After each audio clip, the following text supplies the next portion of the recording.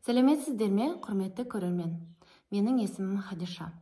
Бүгінгі видеода мен ағылшын тілінен adjective complement тақырыбын түсіндірмекпін. Жалпы қазақ тілінен аударғанда сын есімнің түрленуі, яғни сын есімі бар сөйлем толық информация берген кезде adjective complement деп атаймыз.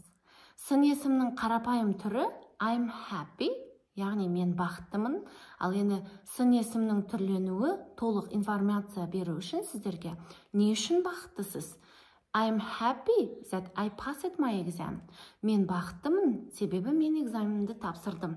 Яғни сіздерге мен не үшін бақытты екенімді толық сіздерге жеткізгенім, ол сын есімнің түрленуі, яғни adjective complement деп аталады. Жалпы adjective complemenттің 3 формуламен келеді. Біріншісі prepositional phrases, infinitive phrases және noun clauses-мен келеді. Әрқайсысына тоқталып өтейік. Prepositional phrases.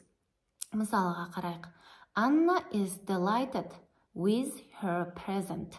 Қараңыздар, delighted бізде сын есім. With бізде prepositional phrases, яғни prepositionмен келген сөйлемді prepositional phrases деп атаймыз.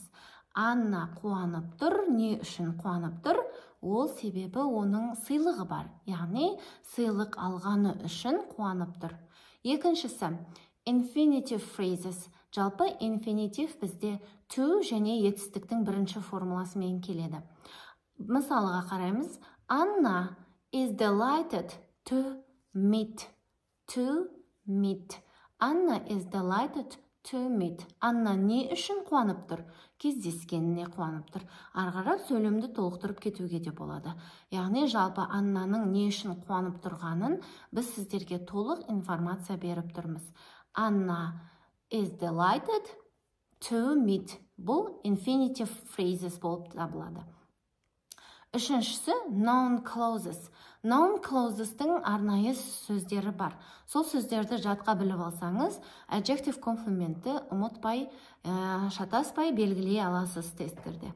Мысалы, noun clauses-тер that, why, when, if, whether деген секілді сөздермен келеді.